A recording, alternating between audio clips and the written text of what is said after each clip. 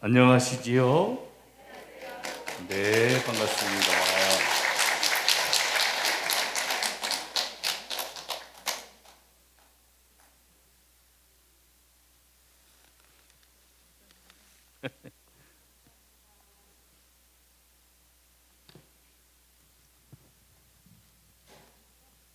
네, 오늘은 마르코복음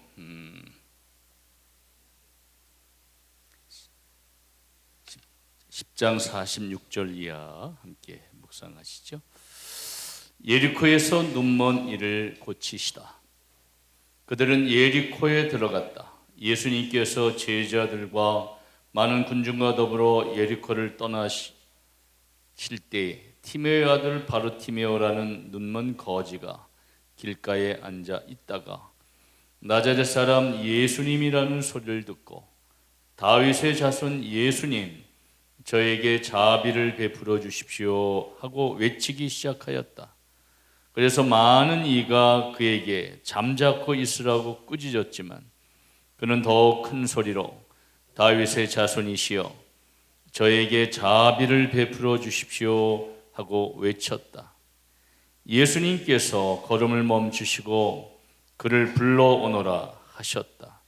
사람들이 그를 부르며 용기를 내어 일어나게 예수님께서 당신을 부르시니 하고 말하였다. 그는 겉옷을 벗어 던지고 벌떡 일어나 예수님께 갔다. 예수님께서 내가 너에게 무엇을 해주기를 바라느냐 하고 물으시자 그 눈머니가 스승님, 제가 다시 볼 수 있게 해주십시오 하였다. 예수님께서 그에게 가거라, 내 믿음이 너를 구원하였다 하고 이르시니 그가 곧 다시 보게 되었다. 그리고 그는 예수님을 따라 길을 나섰다. 주님, 오늘 우리 모두를 이곳에 불러주셔서 우리의 몸과 마음과 심령을 회복하여 주시고 치유하셔서 우리가 보다 효과적으로 더 뜨겁게 더 깊이 주님을 만나 배웠고 주님 뜻대로 살아갈 수 있도록 새 영을 불어주시고 새 삶을 시작할 수 있도록 함께 하셨음을 감사드립니다. 바르티메오가 애타게 주님을 찾아 마침내 눈을 뜨고 구원을 받았던 것처럼 우리도 몸과 마음과 심령을 일깨워 주셔서 우리 각자가 하느님 보시기에 얼마나 귀하고 소중한 존재인지를 거듭거듭 일깨워 주시고 우리 몸과 마음과 심령도 보게 하시고 듣게 하시고 느끼게 하시고 온 몸과 마음과 심령으로 주님을 찬양하며 참 기쁨과 평화의 삶을 살아갈 수 있도록 이 시간 함께 하소서. 우리 주 그리스도를 통하여 기도드리나이다. 성부와 성자와 성령의 이름으로 아멘. 참 예수님 반갑습니다. 살아서 만나니 행복하시지요? 오늘까지 살아남느라고 수고들 많이 하셨습니다. 하느님께서 우리에게 생명을 주시고 또 눈동자처럼 지켜주셔서 아직도 우리가 이렇게 건강한 모습으로 마스크를 아직도 벗지 못했지만은 그래도 이렇게 함께 할 수 있는 은혜를 주셨고 오늘 이 자리에 내가 온 것 같지만은 누가 우리를 불러주셨을까요? 우리가 먼저 선택한 것이 아니라 주님께서 우리를 불러주셨고 그 부르심에 여러분이 응답하셨기 때문에 여러분 참으로 복된 사람들입니다. 다디오 회장님을 통해서 은혜와 축복을 많이 받으셨으리라 보고 이제는 은혜를 많이 받았으면 어떻게 해야지? 감사해야 돼. 근데 이 은혜가 많은 곳에는 또 뭐가 또 항상 뭐가 쫓아다니죠? 초대받지 않은 손님이. 빛이 있는 곳에는 어둠이 있는 것처럼 은혜가 많은 곳에는 또 마귀가 득식을 하죠. 그래서 또 모처럼 앉아 있으려니까 또 졸리기도 하고 또 분심도 들고 별 생각이 다 들 겁니다. 불편하고 힘들어도 마음을 열고 이 시간 주님을 찬양하며 하느님께 감사드리고 우리 모두도 회복되는 시간이 되도록 함께 기도하도록 합시다. 당신은 사랑받기에 태어난 사람은 한번 찬양을 합시다. 우리는 왜 태어났다고요? 사랑받기에 태어났다. 한번 찬양해 봅시다.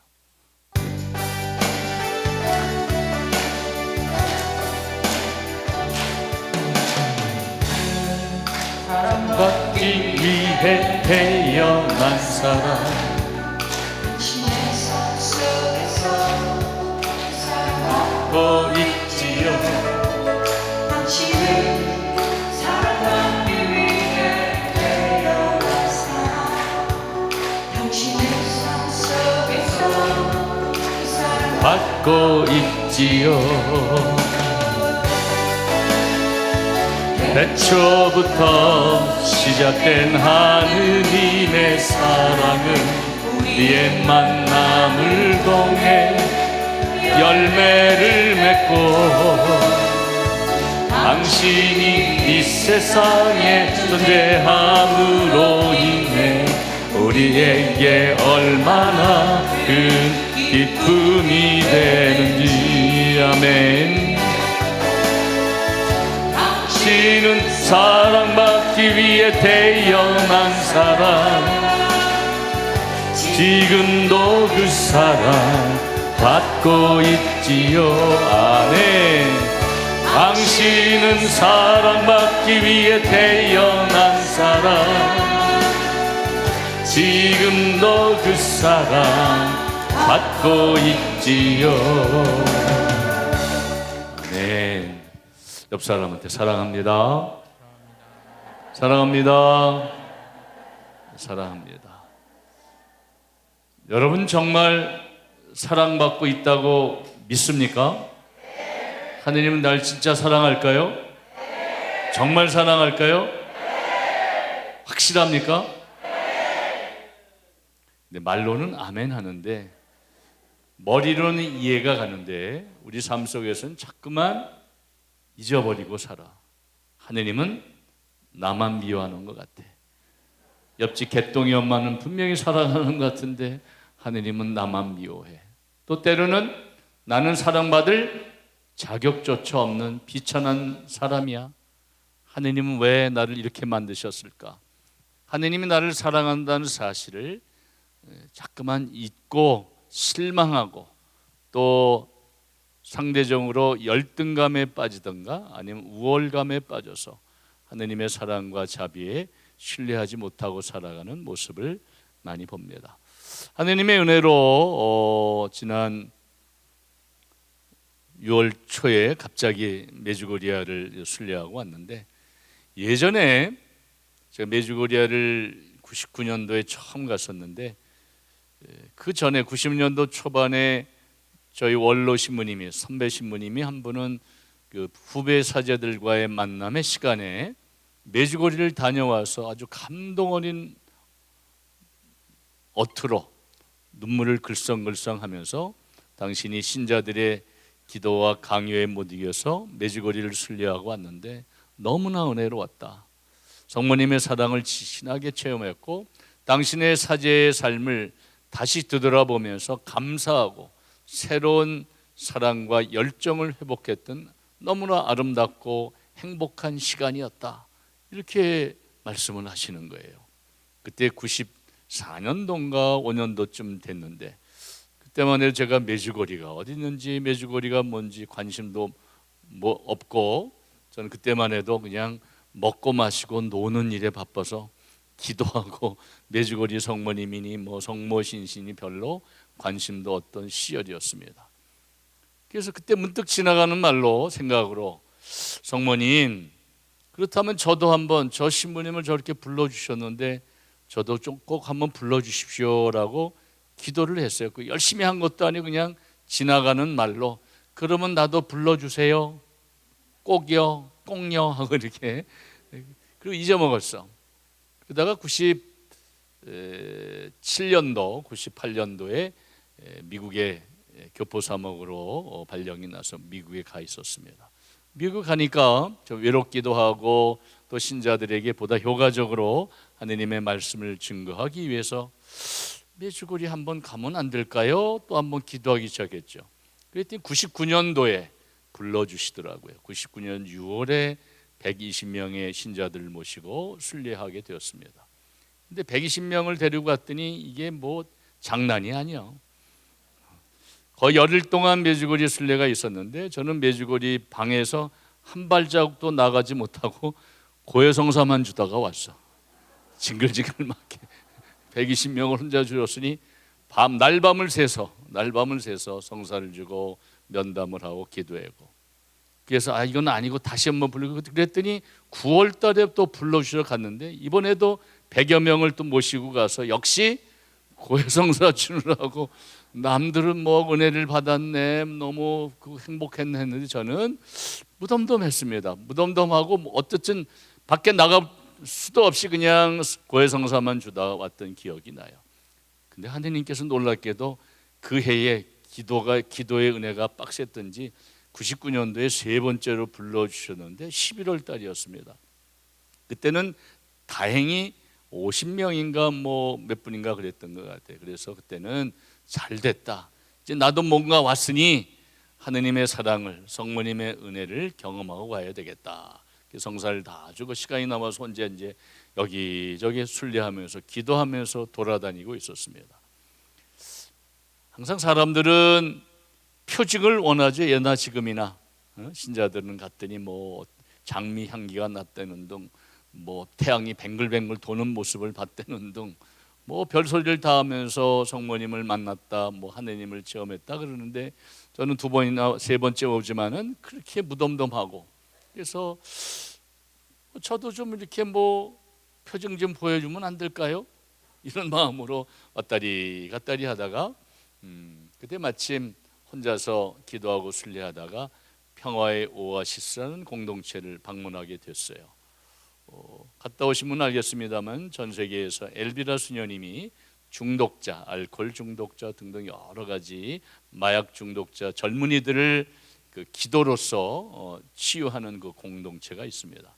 그 아름다운 공동체에 며칠 전에 그분들의 삶을 들었기 때문에 자연스럽게 제가 거기서 어슬렁거리다가 성물방에 들어가게 됐습니다. 그런데 그때 14살짜리 한국 애가 와 있었어요. 왔다고 얘기 들었는데 걔가 삐뚤빼뚤한 그 글로 이런 성모님 메주거리 티알리나 성모상에다가 이런 글을 써놓고 있더라고요. 한국말로. 이런 글귀가 저한테 확 와닿았어요. 내가 너희를 얼마나 사랑하는지 너희가 깨닫기만 한다면 너희는 기뻐서 울 것이다. 이런 말이 탁 마음에 꽂히는 거예요.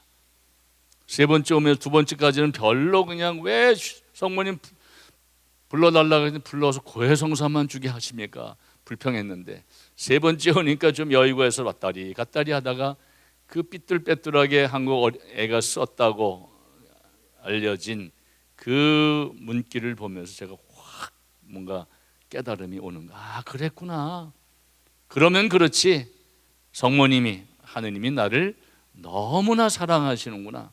이미 알고 있었지만 머리로는 이해했지만은 가슴 깊이 온몸으로 그것이 와닿지 않았는데 그 순간 뭔가 뿅 하고 깨달음이 온 것 같아요. 그래서 자지러지게 제가 너무 놀래갖고 주저앉아서 대성통곡했던 기억이 납니다. 그렇죠? 여러분도 오늘 하느님이 여러분을 얼마나 사랑하는지 온몸으로 깨닫는 시간이 되셨으면 좋겠습니다. 하느님 분명히 성경에서 말씀하시기를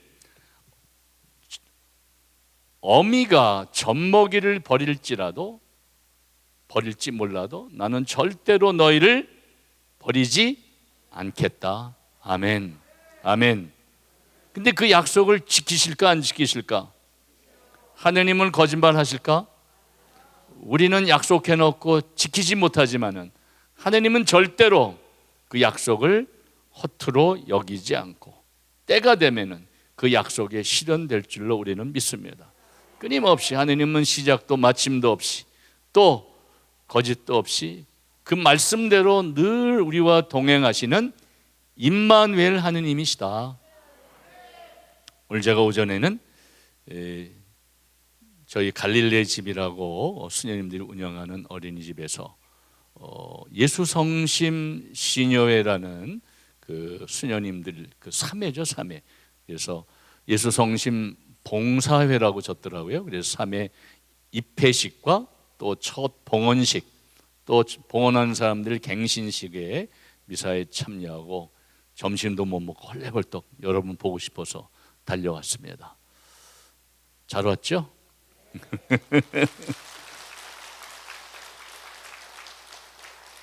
오다가 뭘 먹고 오면 졸릴까봐, 또 토요일이라서 늦을까봐 점심도 못 먹고 헐레벌떡 달려왔는데 안 먹고 왔더니 정신이 말짱해지고 별로 안 졸고 온 것 같아. 어쨌든 그분들의 서약을 시켜서 제가 이런 말씀들을 드렸어요. 우리가 첫사랑, 첫 마음, 첫 봉헌, 그렇죠? 그 봉사자로 살기로 또 입회를 하고, 입회에서 양성기간을 거쳐서 이제 첫 소원을 하고, 예수성심 안에서 그 예수성심 시녀의 창설자 신부님의 영성과 회원과 또 그 약속대로 살아가기로 다짐하고 봉헌하는 시간인 거예요. 근데 우리도 하나님께 약속을 했을까 안 했을까? 언제 했을까요? 어이구, 역시 오전 시간에 명호일에서 다 하시네. 세례 때 분명히 우리도 하느님과 약속을 했습니다. 뭐라고 약속을 했죠? 약속을 했는데 뭘 하는지 잘 기억은 안 나. 근데 다시 한번 상기해 보면은 하느님의 자녀로서 자유를 누리기 위하여 온갖 죄를 끊어버립니까? 예, 끊어버립니다. 약속을 했을까요, 안 했을까요? 다시 한번 묻습니다. 그러므로 여러분은 하느님의 자녀로서 자유를 누리기 위하여 온갖 죄를 끊어버립니까? 확실합니까? 끊어버리겠죠? 좋습니다. 두 번째로 우리가 다짐했던 것은 하느님의 자녀로서 자유를 누리기 위하여 마귀와 마귀를 끊어버립니까? 죄의 근원이요 지배자인 마귀를 끊어버립니까? 예, 끊어버립니다 하고 다짐을 했죠. 세 번째로 여러분은 온갖 미신행위와 미신적인 허례허식을 끊어버립니까? 예, 끊어버립니다 라고 다짐을 했습니다. 약속은 잘했어. 철떡같이 했는데 과연 우리가 이 약속대로 지키고 살아가고 있습니까? 여러분 그러면은 세례성사 받고 죄를 한 번도 안 졌어? 나는 약속대로 세례성사 받고 죄가 뭔지도 뭐 죄를 안 졌다. 한 번도 진 적이 없다. 손 바짝 들어보세요. 한 명도 안, 뭐 하는 겨 그러면? 죄를 졌다는 거 안 졌다는 거야. 약속은 찰떡같이 했지만은 우리가 그동안 죄를 졌다 안 졌다? 오늘도 죄를 졌다 안 졌다? 안 져서도 죄를 짓죠? 아까 내가 왜 그 인간 저렇게 얘기했지? 뭐 별 생각과 말과 행위로 사는 게 다 죄일 수도 있다. 숨 쉬는 것까지도. 어느 본당 신부님이 회개하고 또 서로 용서하십시오. 여러분 중에 용서해야 될 사람이 한 사람도 없는 사람이 있습니까? 물어봤더니 할아버지 한 분이 손을 번쩍 들대요. 신부님, 저는 용서할 사람이 하나도 없습니다. 얼마나 대단해. 다 용서한 자라서. 그런데 할아버지 대답은 그게 아니라요. 용서할 인간들이 다 죽어버렸어. 그랬대. 믿거나 말거나. 어쨌든 간에 우리가 죄를 안 진다고 다짐을 했지만은 할머니들의 고백처럼 사는 게 다 죄일 수도 있다. 꼭 죄라기보다도 그렇죠. 죄라는 것은 넓은 의미의 꼭 십계명을 범하고 그 대죄와 소죄도 있지만은 넓은 관점에서 보면은 선의 결핍을 죄라 그래.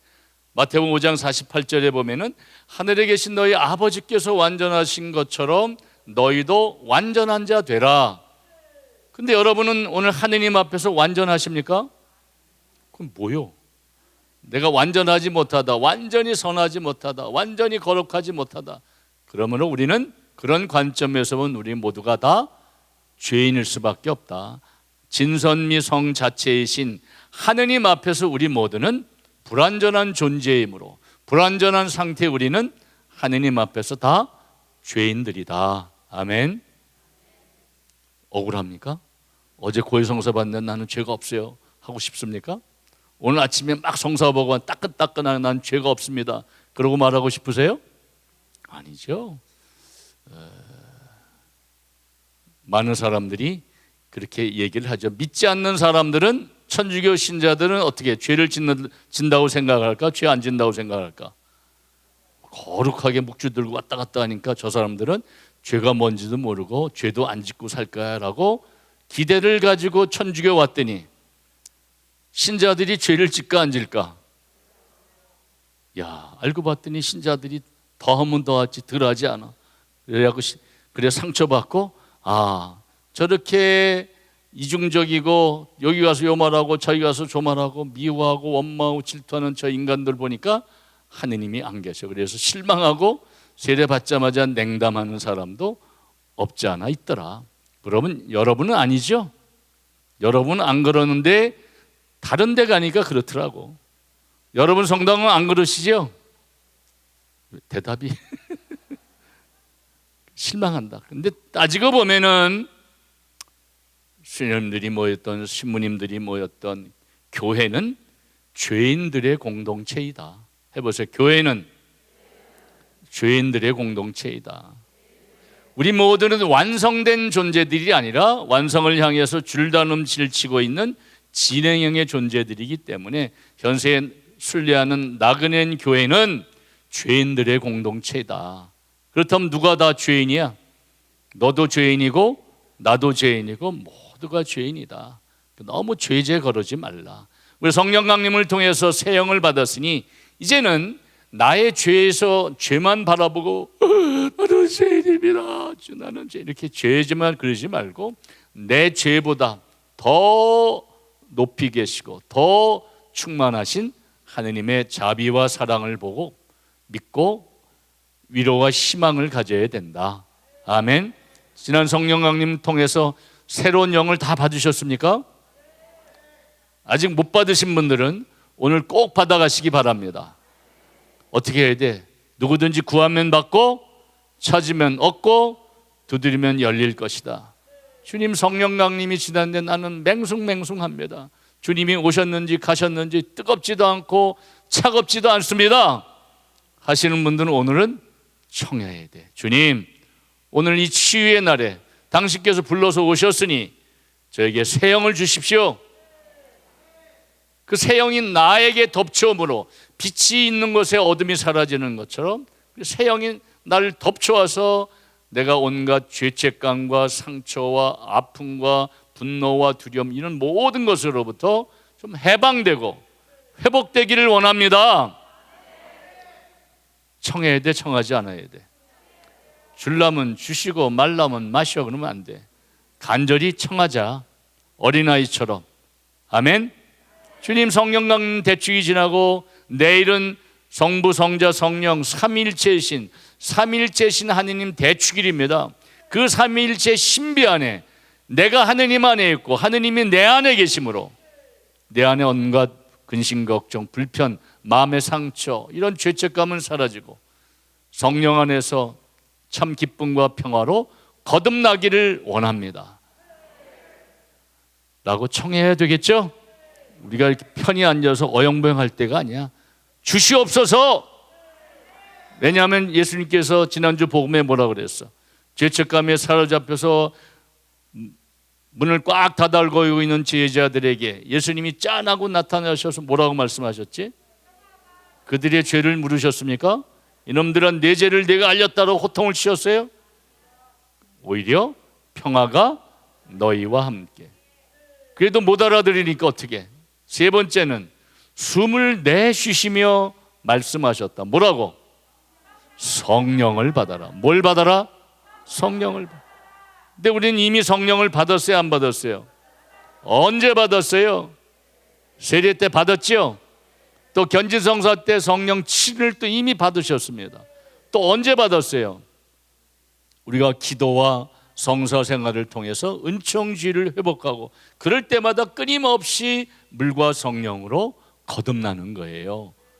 옛날에 교리문답에 은총을 얻게 한 방법은 뭐라고 그랬지? 대개 기도와 성산이라. 우리가 성령 안에서 거듭거듭 새롭게 태어나는 방법은 다른 용 빼는 재주가 있는 것이 아니야.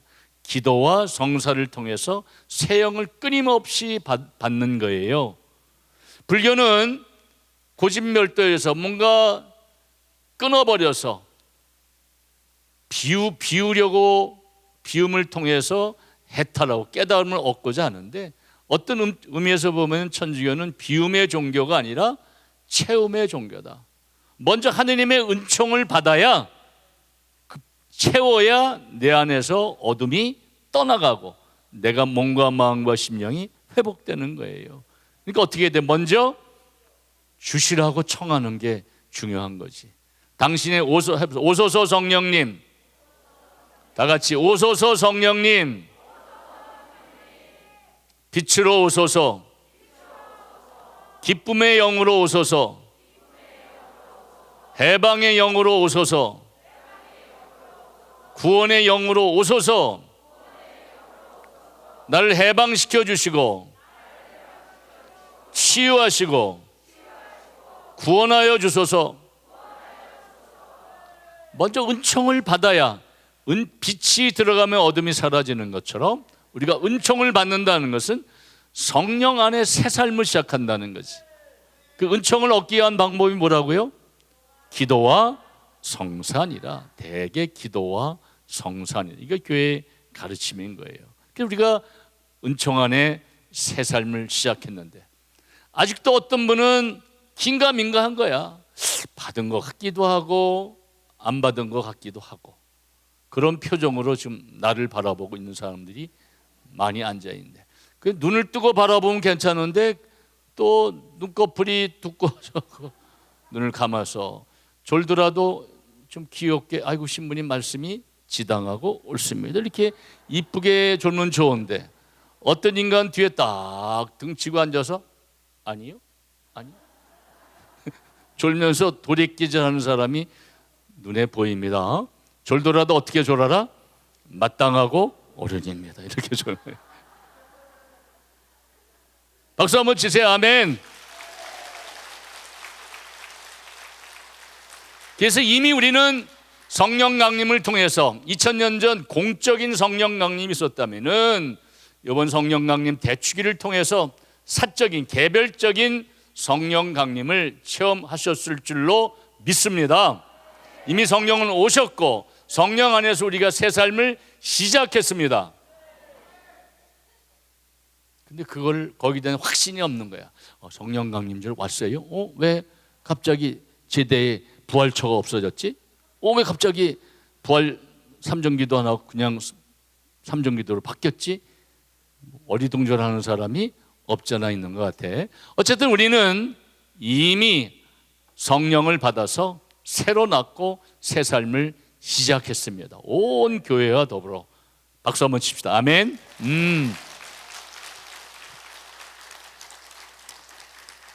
불확실한 사람들을 위해서 졸지 마시고 내 눈을 뜨게 하신 예수 한번 불러봅시다. 445번. 우리가 하느님 안에서 성령을 받아서 거듭났다는 사실을 확신해야 돼. 그러기 위해서는 어떻게 해야 돼? 내 눈이 떠져야 되고 또 내 심령이 열리고 영안이 열려서 기쁨으로 충만해져야지. 함께 찬양해 봅시다. 내 눈을 뜨게 하신 예수.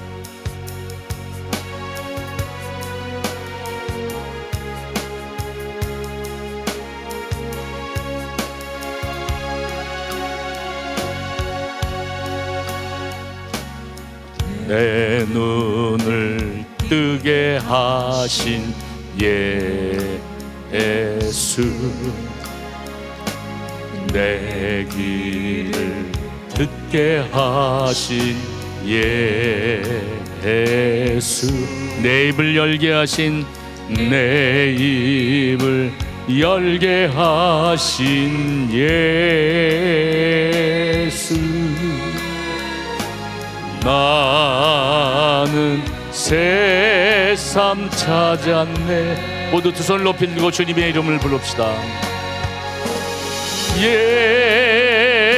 예수 예수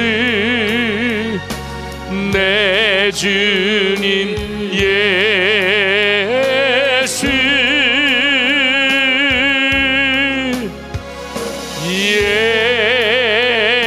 예수 예수 구원자신 예수 내 죄를 대신하신 예수 내 죄를 대신하신 예수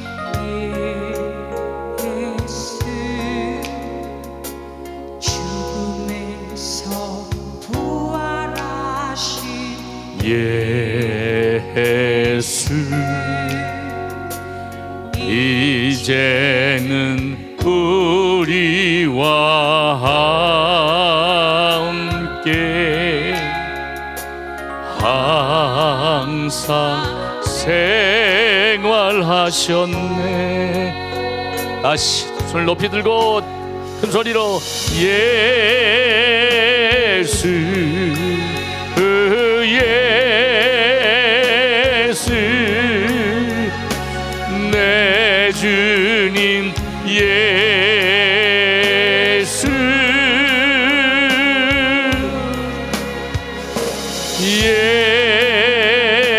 예수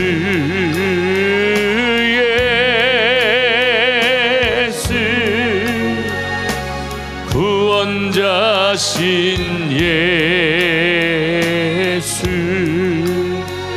우리의 희망이신 예수 우리의 희망이신 예수 모든이 구원하신 예수 당신을 사랑하고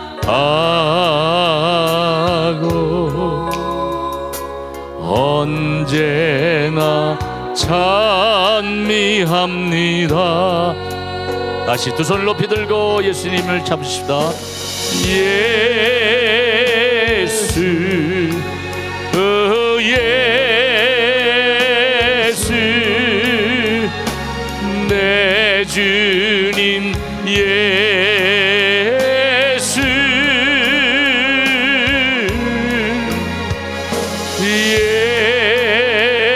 예수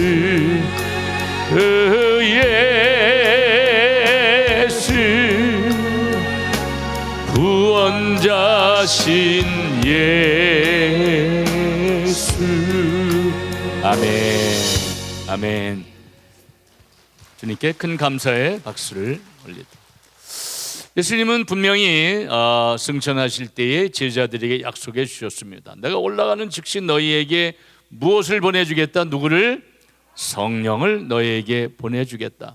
성령께서 오시면 너희는 내가 그동안 가르쳤던 바를 깨달아 알게 될 뿐 아니라 나보다 더 위대한 일을 하게 될 것이다.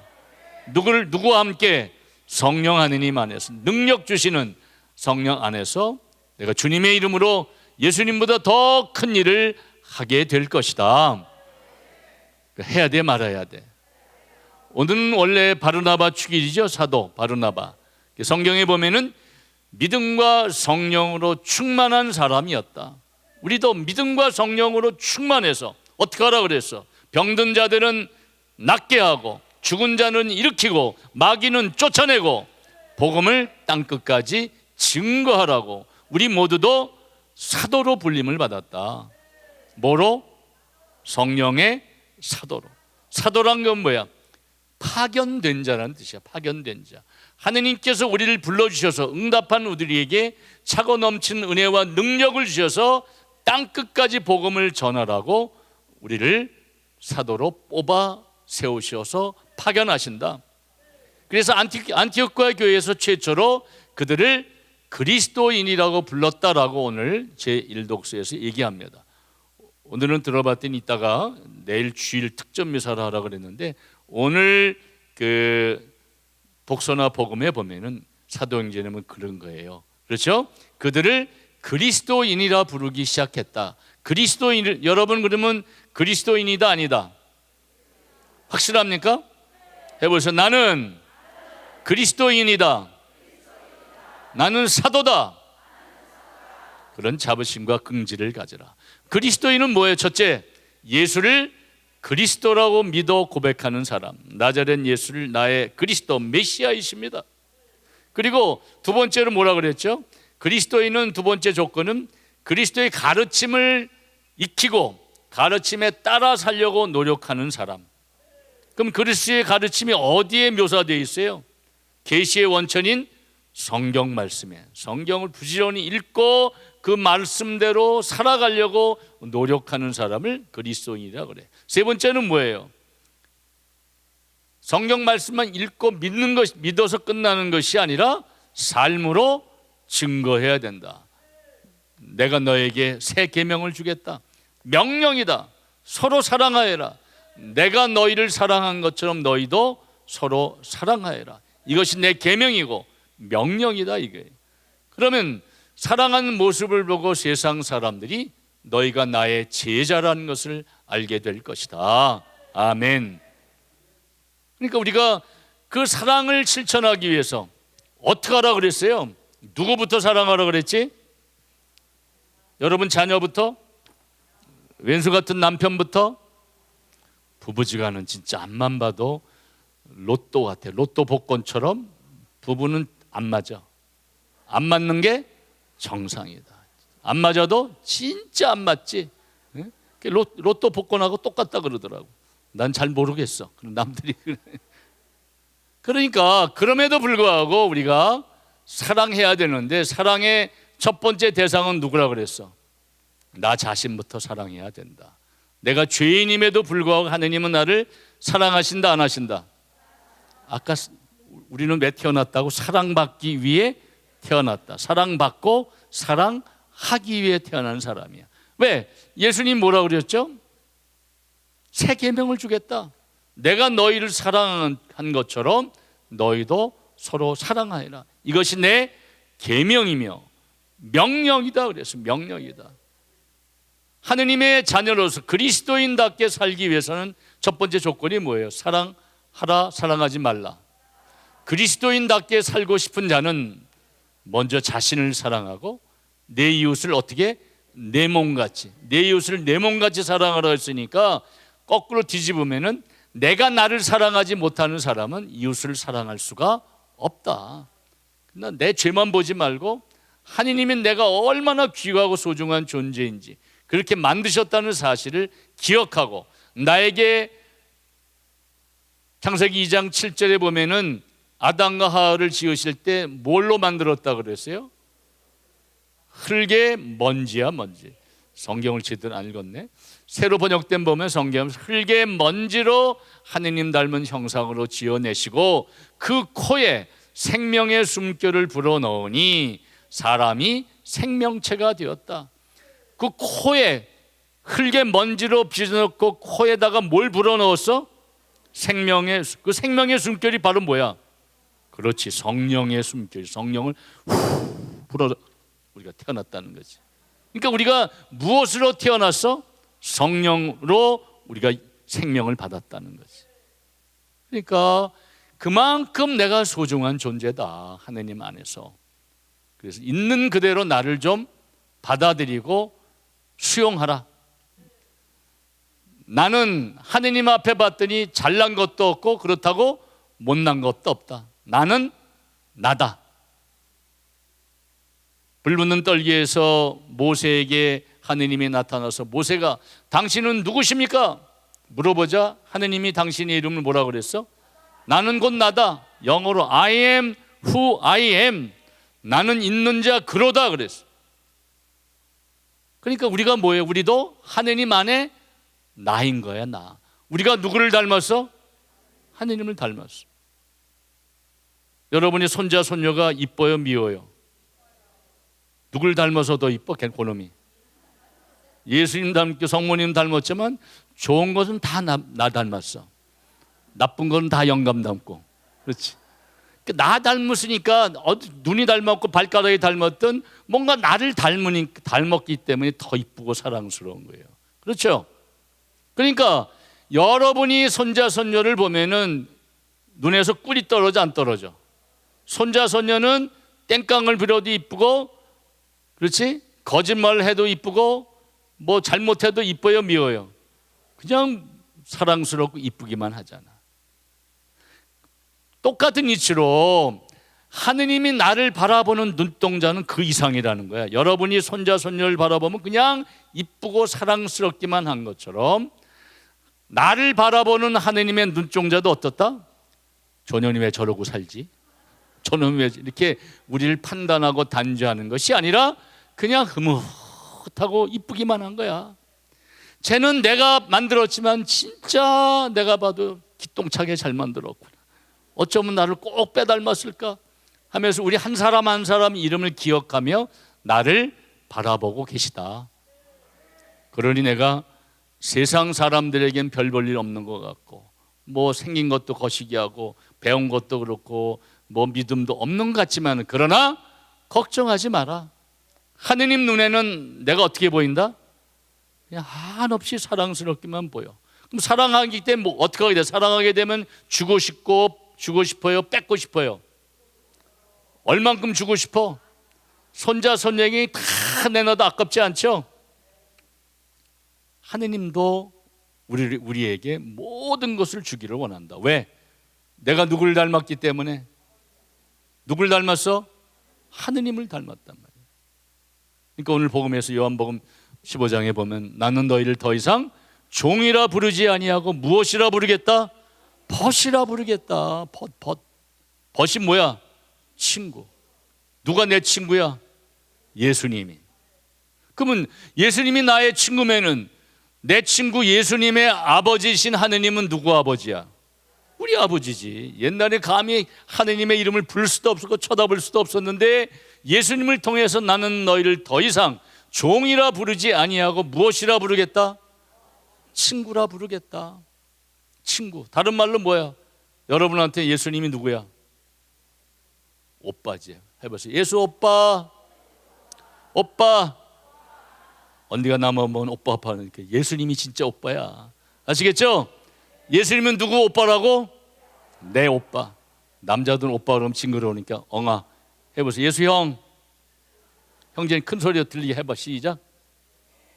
예수 형. 형님.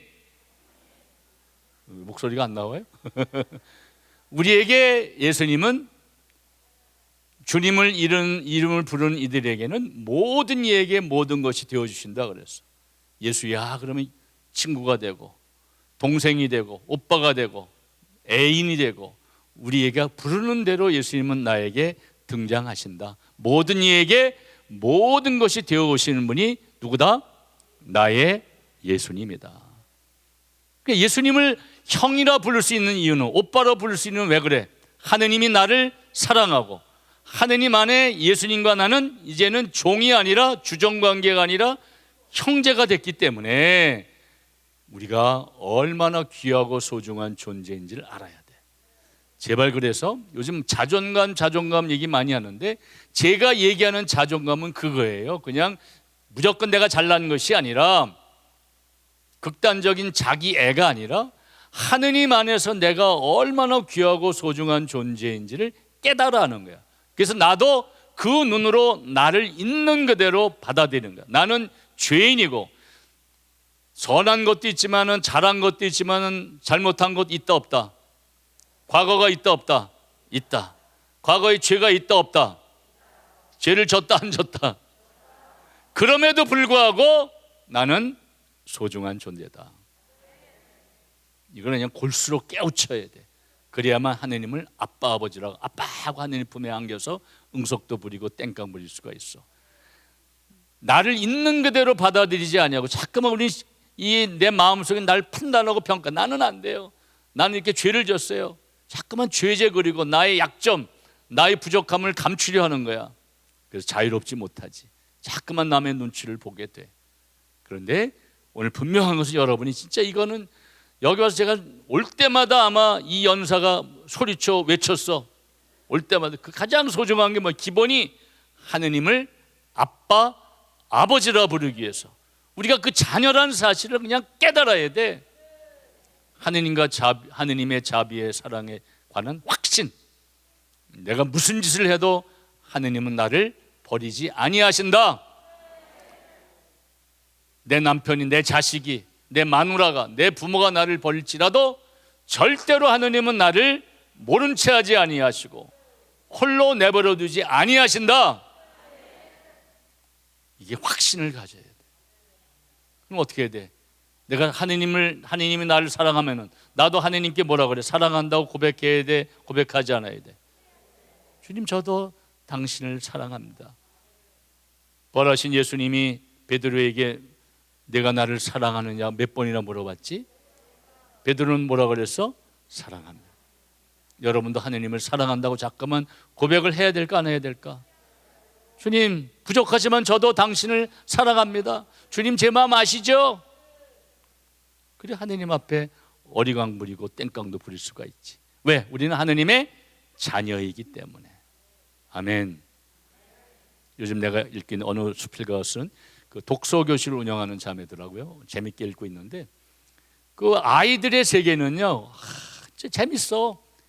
애들이 말하는 거 보면 손자손녀들한테 얘기를 들어보세요. 진짜 놀란 얘기들 해. 우리가 상상도 못한 이야기를 할까 안 할까, 아이들은. 그렇죠? 지난번에 우리 조카 손녀가 왔는데, 조카 아들이지, 녀석이 왔는데 꼬맹이 때야. 3살 때가 막 말을 배웠는데 할머니가 아이고 저런 그래서 그랬더니 할머니 그런 게 아니야. 아이고 딱하지. 저런 해야 되는 거네. 아이들한테 배워요. 아이들의 그 세계는 진짜 깜짝깜짝 놀란 언어들을 많이 써요. 그렇죠? 상상도 못한 얘기들 해. 옛날에 주일학교 애들한테 얘들아, 예수님이 40일 동안 부활을 하셨다가 40일 만에 승천하셨고 오순절날 성령 강림했어. 이랬더니 한 꼬마가 손을 번쩍 들여. 아이고 신부님, 전 드디어 알았습니다. 뭘? 그러니까 하늘나라 올라가신 지 열흘 만에 성령 강림이 왔으니까 하늘나라 가는데 5일 걸리네요. 그러더라고. 난 깜짝 놀라서 어떻게 그런 발상이 나오지? 그랬더니 꼬마가 얘 아니야, 올라갈 때 힘드니까 6일 걸리고 내려올 땐 빨리 4일이면 내려올 거야, 이렇게 하는 애들도 있고. 아이들은 진짜 생각하는 게 기발해. 그렇죠? 우리가 그런 동심을 잃어버리고 살아가는 거야. 하느님을 아빠 아버지라 부르지 않고 언제부턴가 어린이가 아니라 어른이가 돼갖고 자꾸만 눈치 보고 쫄아갖고 깜짝도 못하고 혼날까 봐 그러고 살아가는데, 우리는 어린이와 같은 그 동심을 회복하는 게 좋겠어요. 아멘. 그래서 아이들한테 배워야 돼. 아이들을 관찰해 보면 배울 게 너무 많아. 우리도 하느님한테 저렇게 해야 되겠구나. 그렇죠? 어떤 놈은 세뱃돈을 주면은 그냥 코가 땅에 닿도록 아이 감사합니다 또 해. 감사합니다 소리를 10번을 해. 그냥 10,000원짜리 줬는데도. 어떤 놈들은 50,000원짜리 줬는데도 하고 뒤도 안 쳐다봐. 감사합니다 너무 이뻐서 더 주고 싶은데 흥하고 도망간 놈은 어떻게 돼? 얄미워서 가진 것마저 빼앗고 싶어. 하느님께 째째하지 않겠지만 어쨌든 아이들의 모습을 보면서 우리들의 마음의 고향이지. 배워야 돼. 그렇죠? 그래서 예수님, 성모님도 파티마에서 아이들한테 그랬지. 스테파노 고비시문을 통해서 어린아이와 같이 되라는 뜻은 2살 이하의 어린아이가 되라는 뜻이란다 그랬어. 몇 살 이하? 2살 이하. 그러니까 2살 이하의 어린아이는 어때요? 엄마 품을 잠시도 못 떠나고 엄마 치맛자락 붙잡고 놓질 않아. 엄마 없으면 아무 일도 못해. 그런 상태가 되라는 거지. 그러니까 언제 어디서 누가 우리가 기쁠 때나 슬플 때는 누구를 부르라는 거야? 우선 엄마를 불러야 돼. 예수님보다도 엄마를 불러야 뭔가 좋은 게 많이 나와. 그렇죠? 왜? 예수님이 이분이 바로 내 엄마다. 그 엄마를 엄마로 불러야 돼, 안 불러야 돼? 불러야지. 잠깐만 불러야 돼. 아빠보다는 엄마를 불러야 뭐가 생겨. 그렇죠? 엄마 해보세요. 엄마. 이게 엄마라고 부르기만 해도 내가 기분이 좋고, 엄마였던 여러분들은, 아직도 엄마인 여러분들은, 그 꼬맹이들이, 여러분이 처음 난 아이가, 딸이, 나 닮은 고년놈들이 어느 날 옹알이 하다가 드디어 엄마란 말을 처음 했을 때 기분이 어땠을까? 자매님 같은 경우 어땠어? 신기했어? 기뻤어? 슬펐어? 얄미웠어? 사랑스러웠어? 그렇죠? 그냥 엄마 하기만 해도 그냥 좋은 거야. 그랬던 놈이 엄마밖에 모르던 애들이 아빠라고 불렀어요. 형제님, 아빠란 말을 들어보셨어요? 꼬맹이한테? 예? 처음 아빠란 말을 들어서 기억날까? 하도 오래돼서 그렇지? 그래 어땠을까? 고년인 어느 날 갑자기 아빠, 엄마만 찾다가 아빠를 찾아서 기분이 어땠어? 좋았을까 나빴을까? 당연히 좋았겠지. 나는 그 소리도 못 듣고 왜 살지 이거. 그러니까 어쨌든 간에 얼마나 행복했을까. 나 닮은 고놈이, 그렇죠? 눈에 넣어도 아프지 않을 고놈이 엄마란 말을 처음 했을 때 아빠는 아마 세상을 다 얻은 듯이 기뻤을 것이다. 똑같은 이치로 우리가 성모님을 엄마라고만 불러드려 예매 닦고만 찾냐 짜증내실까? 아니지. 사랑스럽고 기쁘게 나를 바라보시고 그게 뭐가 필요하니? 물어볼 거란 말이에요. 오늘 바르티메오가 예수님께 불려 나와서 오너라, 소경이 오늘날 소일 때 겉옷을 벗고 막 뛰쳐나갔지. 여러분 장님이 뛰어다니는 거 봤어? 얼마나 기뻤으면. 보진 못했지만 예수님의 소문을 많이 들었어. 드디어 예수님이 지나간다는 소리를 듣고 바르티메오는 소리소리 지르며 다윗의 자손이 신 예수님 저에게 자비를 베풀어 달라고 소리소리 질렀지. 예수님 시대는 병은 어디서부터 온다고 믿었어요? 그러니까 죄인인 주제에 조용히 이놈아. 여러분 같으면 조용히 하겠습니까? 여러분이 바르티메오였다면, 나였더니 무슨 소리야? 더 큰 소리, 예수님! 소리 질렀겠지. 소리 지르게 예수님이 오라 그래라. 제자들 통해 그랬더니 바르티메오는 겉옷을 벗고 너무 싶어. 드디어 나를 부르셨구나. 예수님이 내 이름을 불러서 오시라 그랬다. 얼마나 행복했을까. 근데 예수님 느닷없이 바르티메오에게 뭐래요? 얘야, 내가 너에게 무엇을 해주기를 원하느냐? 묻는 거야. 우리가 성모님을 엄마라고 부르고 예수님을 오빠, 형님, 주님이라고 불렀어. 오늘 또 여러분에게, 그래 마리아야, 실비아야, 아냐스야, 엘리야야, 엘리사야, 내가 오늘 너에게 무엇을 해주기를 원하느냐? 묻는다면 여러분 뭐라고 하겠어요? 구체적으로 뭐 눈을 바르티메오는 뭐라고 그랬어? 다시 보게 해주셔서. 다시 보게 해달라는 건 뭐지? 바르티메오는 태생소경은 아니었던가 봐, 그렇지?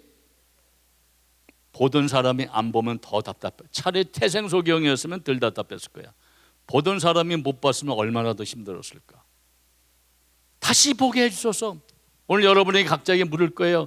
오늘 내가 너에게 무엇을 해주기를 원하느냐? 뭐라고? 여러분 다시 보게 해달라고? 안 보여 뭐가? 각자가 필요한 것을 가지고 와야지. 주님이 우리를 부르셨다면 심심해서 부른 것이 아니라 뭔가 하시고자 한 말씀이 있고 주고 싶은 은혜와 축복이 있어서 우리를 불러주신 거야. 그럼 어떻게 해야 돼? 우리가 청해야 돼? 청하지 말아야 돼? 청해야지. 어린아이처럼 주세요 하고 손을 내밀어서 청해야지. 주든지 말든지 마음대로 하셔. 마음대로 하게 돼. 청하라.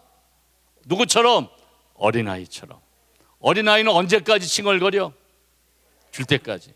또 손님들이 오면 더 징징거려.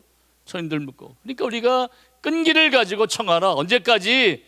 응답받을 때까지 하라. 그거예요. 왜? 우리는 사랑스러운 하느님의 자녀들이기 때문에 청할 수 있다. 그래요. 이 얘기만 해도 시간이 다 가버렸네. 어쨌든 간에 우리가 오늘 겸손되이 청하자. 메주고리아 성모님은 그렇게 말씀하셨어요. 얘들아, 너희가 청하지도 않는데 내가 어떻게 전구해 줄 수 있다는 말이냐?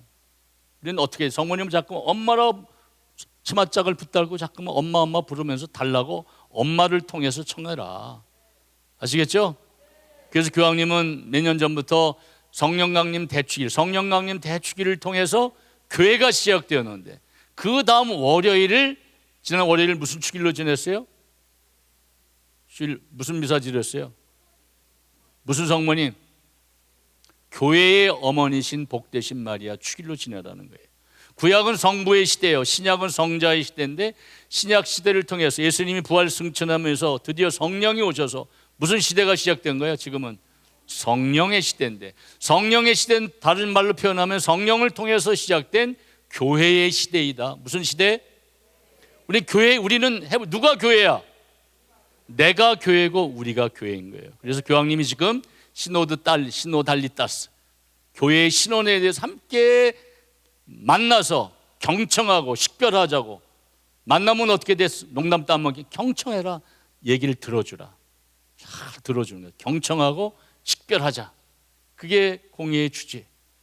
교회의 정체성에 대해서 끊임없이 나는 누군가, 어디서 와서 어디로 가는가, 교회인 우리는 어떻게 살아야 되는가, 끊임없이 경청하고 식별할 줄 알아야 돼. 물과 성령으로 거듭나야 돼. 아멘.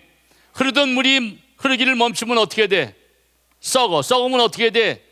생명체가 다 죽어버려. 나만 죽는 것이 아니라 그 주변의 생명체가 다 죽게 돼. 교회는 우리는 따라서 물과 성령으로 거듭난 살아있는 생명의 교회가 되어야 된다. 그러게 자꾸만 모여서 참여하고 경청하고 어디로 가야 될지를 식별해내야 되는 거예요. 혼자서 멋대로 하는 것이 아니라 이 공동체, 교회라는 공동체. 그래서 지금은 성령을 통해서 시작된 성령의 시대이며 교회의 시대이고, 교회의 시대는 더 나가서 교회의 어머니이신 마리아의 시대를 우리가 살고 있다. 그래서 예수님이 이분이 내 엄마다. 네 엄마를 불러라. 기쁠 때나 슬플 때나 엄마를 통해서 나에게 와라. 그래서 나의 어머니로, 교회의 어머니로 성모님을 짝 지으셨기 때문에, 성모님을 엄마라 하면은 누차 말씀을 드렸어. 여러 가지 은혜가 이게 호박이 넝쿨째 굴러오는 거야. 성모님을 뭐라 부른다?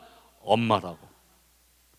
그러면 성모님은 성령의 정배이기 때문에 성모님을 엄마라고 모시는 순간에 성령께서 나한테 자동으로 나와 함께 하신다.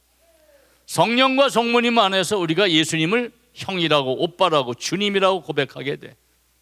성모님을 엄마라 부르면은 예수님의 손을 잡고 하느님을 아빠, 아버지라고 고백하게 된다. 그러니까 기본이 뭐야? 가톨릭 신앙의 기본이 성모신심이. 성모님은 무조건 엄마로 부르는 거야. 성모상을 모시는 것이 아니라 누구를 모시라? 성모님을 내 가슴에 모시고 살아라. 제가 메주고리 가서 몇 년 전에 갔을 때 그렇게 성모님께 성모님, 한국에서 오기엔 너무 시간이 많이 걸려요. 사람들이 17시간, 20시간 걸려서 비싼 돈을 내고 와야 돼요. 그러지 마시고, 오라 그러지 마시고 이번엔 저와 함께 그냥 저희 집으로 갑시다. 그래서 메주고리를 내서 우리 비정집에 모시고 왔어.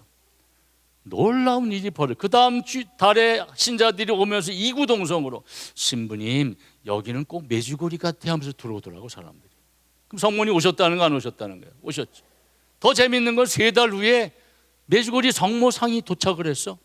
신자들이 돈을 내갖고 그냥 그 메주고리 가득한 사람들이 돈을 내갖고 그것도 돌고 돌아고. 이번에는 성모님 모시고 왔는데 4사람, 2사람은 박살나 깨져버리고 2사람은 이제 모시고 그것도 깨졌는데 얼굴하고 손만 붙여서 쓴대.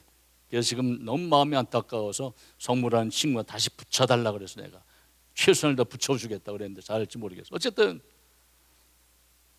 모시고 가면 되는 거예요. 함께 갑시다. 오신다 안 오신다? 그러니까 메주고리 가기 힘든 사람은 갈 필요 없어.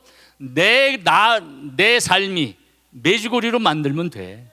내가 메주고리가 돼서 성모님을, 평화에 모으신 성모님을 내 가슴에 모시고 살면은 구태여 메주고리까지 안 가도 될 것이다. 가면 더 좋지만은 안 되는 사람 어떻게 알아? 내 삶의 자리를 메주고리를 만들어서 성모님을 모시고 살면 되지. 그럼 평화가 있을까 없을까? 평화가 나와 함께하지. 성부, 성자, 성령 삼위일체의 신비 안에 내가 살아가게 되는 거예요. 그런 원리를 깨달아서 오늘 여러분 이 초만 봉헌하지 마시고 여러분의 삶을 봉헌하고 성모를 진짜 엄마로 부르면서 성모님과 함께 새 삶을 시작하게 되면은 마음의 기쁨과 평화가 되살아나는 거예요. 그럼 마음의 기쁨과 평화가 되살아나면은 성령께서 내 안에 오시면은 근심 걱정이 있다 없다? 성령 안에 살아간다는 사람은 아직도 삐져 있고, 아직도 분노하고, 아직도 걱정하고, 아직도 외로워한다면 아직도 그 사람은 성령과 함께 하는 게 아니야. 성령보다는 우리가 성령의 인도를 따라 살아가야 되는데, 거꾸로 많은 사람들이 성령을 끌고 다니려고 그래. 자꾸만 내 멋대로. 그건 안 된다. 우리가 성령의 인도하심에 따라 살아가야 된다. 그러게 첫 번째 조건은 뭐다? 성모님을 엄마라 불러드리고 성모님은 내 삶의 중심에 함께 모시고 살자. 이게 아마 교황님께서 이 성령 강림 대축일 다음 월요일을 교회의 어머니신 복되신 동정 마리아 축일로 선포하신 이유일 거예요. 어려운 시대, 교회는 2000년 동안 위기에 처했을 때마다 성모님께 끊임없이 봉헌했어요. 아멘. 지난 3월 25일 날 교황님께서 우크라이나 전쟁을 고통당하니 온 세상을 다시 뒤없이 깨끗하시 성모 성신께, 특별히 파티마의 성모님께 봉헌하셨어요. 아멘. 반드시 우크라이나 평화는 오리라 믿습니다. 우리들의 기도와 기도 중요하지만 정치인들의 어떤 화해로 오는 것이 아니라 성령님의 특별한 전구하심으로 조만간에 우크라이나는 평화가 올 줄도 믿고, 역시 조만간에 남북은 지금 또 과열되고 있지만 반드시 성모 성심을 통해서 남과 북은 하나됨을 이룰 것이다. 확신을 가지고 우리가 기도하는 거예요. 아멘.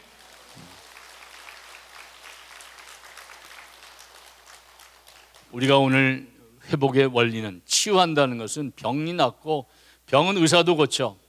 그러나 예수님의 치유의 역사는 왜 하신 거지? 구원의 보충 수단이야.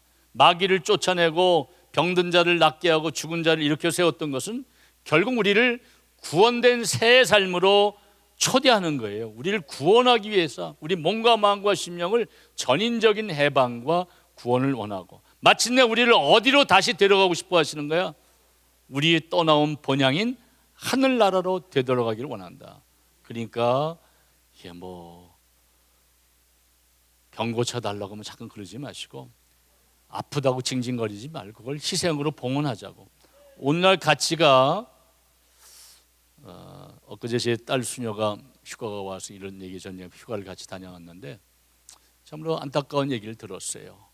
수녀들이 식별하고 앞으로 우리 수녀원이 나갈 바를 어떻게 해야 될까 하는데 자기 애를 찾아야 된다, 자유로워야 된다, 여러 가지 말 나왔는데 그 수녀는 그 꼬맹이 제일 막내인데 자기도 모르게 보석이란 글자가 딱 나와서 보석 써놨대. 근데 언니 수녀이 다 쳐다보면 웬 보석? 희생과 보석이야말로 교회의 전통적인 가치야. 근데 요즘 사람들은 고통과 희생을 안 하려고 그러는 거야. 편하게만, 십자가 없이 부활하고 싶어 하는 거예요. 아닙니다. 보석과 희생으로 봉헌할 줄 알아야 돼. 주님, 내 아픔을 내 자녀들을 위해서 봉헌합니다. 이 암을, 이 불치병을, 현대의학으로 낫지 않는 이 불치병과 이 통증과 아픔들을 봉헌합니다. 희생과 보석의 제물로 봉헌할 줄. 아버지, 그럼 이게 징징거리지만 말자. 좀 더 성숙된 믿음의 자녀는 뭐야? 고통과 아픔을 희생으로 봉헌할 줄 알아야 돼. 누구를 위해서? 죄인들의 회개를 위해서, 아직도 하나님을 믿지 않는 여러분 자녀들을 위해서, 우리 조상님들을 위해서 봉헌하면 돼. 봉헌하면 바로 고통이 은총의 선물임을 알게 되는 거예요. 그냥 치유에만 달라 그러지 마시고 제발 적극적으로 그걸 껴안으면 돼. 십자가를 지면 아파. 십자가를 껴안으면 자유로워져. 제발 고통, 치유만 하지 마시고, 난 그거 안타까운 거야. 치유는 돼요. 청하면 다 돼. 근데 주님이 원하시는 것은 단순한 육체의 치유, 영적 이것만이 아니란 말이야. 전인적인 해방과 구원, 더 높은 가치, 더 높은, 더 큰 그림을 그려야지. 그렇지 않습니까? 치유돼 갖고 죄 짓고 지옥 갈 거야? 아니면 치유 안 돼도 고통을 봉헌하다 천국 가고 싶어? 지옥 가고 싶어요? 치유시켜주면 뭐 할 건데, 너는 나를 위해서. 치유시키면 잘 먹고 잘 살게요. 누구를 위해서? 하느님의 영광을 위해 살아야지. 오늘날 사람들은 하느님을 잃어버리고 살아가는 거야. 이 팬데믹도 왜 오는 거야? 하느님을 잃어버렸기 때문에 인간이 지 멋대로 사니까 인간들로 말미암아 온 세상이 고통을 받고 있는 거야.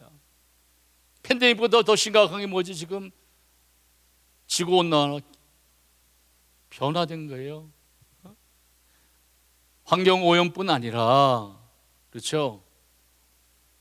생태가 교란당하고, 인간의 잘못 때문에 인간은 죽을 수밖에 없어. 앞으로 비참하게 죽어갈 거야. 그래서 우리가 정신 차려서 봉헌된 삶을 살자. 응? 고쳐달라고만 외치지 말고 그냥 이것을 당신의 희생제물로 제가 바칩니다. 예수님께서 십자가를 져서 우리를 구원했던 것처럼 이 아픔을, 이 고통을 봉헌합니다. 보속의 제물로 바치나이다. 그럼 몇십 배의 효과가 있지. 좀 더 크게, 통 크게 기도하자고. 통 크게. 아파 죽겠어요. 허리 아파 죽겠어요. 이렇게 하지 말고, 이런 쪼잔한 기도하지 말고 좀 통 크게, 하느님을 치사하게 만들지 말고 통 큰 하느님, 더 큰 것, 더 좋은 것, 더 놀라운 은혜와 축복을 주고자 하는데 요거 뭐 콩알 많은 것 청하지 말자는 거지. 좀 배포 있게 통 크게 오늘 청하세요. 나머지는 다 부수적으로 주어진다. 그렇죠? 솔로몬이 무엇을 선물로 주랴? 다 필요하지만 하느님의 영광을 위해서, 하느님의 백성을 더 잘 살리기 지혜를 달라고 그랬을 때, 지혜뿐 아니라 모든 부귀영화와 모든 것을 다 덤으로 줬잖아. 그게 하느님의 사랑 방법이야. 좀 오늘 미사 때 좀 통 크게 청하세요. 아시겠죠? 그리고 오늘 내가 너에게 무엇을 해주기를 원하느냐?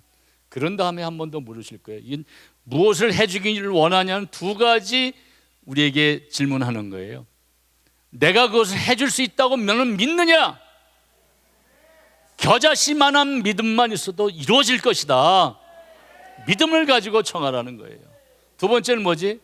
내가 너한테 해주면은 너는 나에게 뭘 해줄 건데? 뭔가 주고받아야 될 거 아니야. 받기만 아멘하고 따먹으면 끝이야?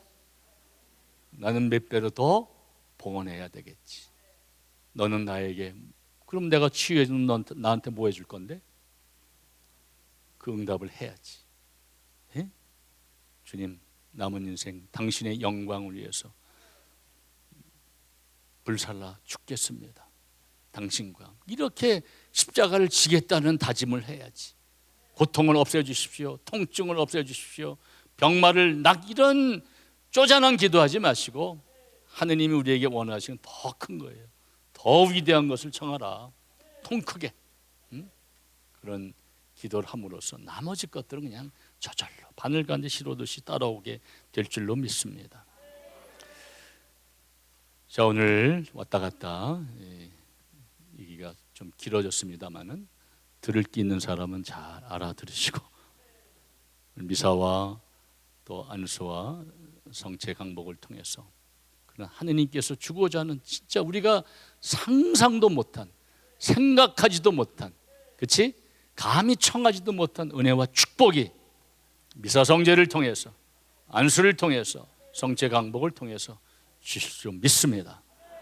영광의 성부와 성자와 성령께, 성부와 성자와 성령의 이름으로 아멘. 수고하셨습니다.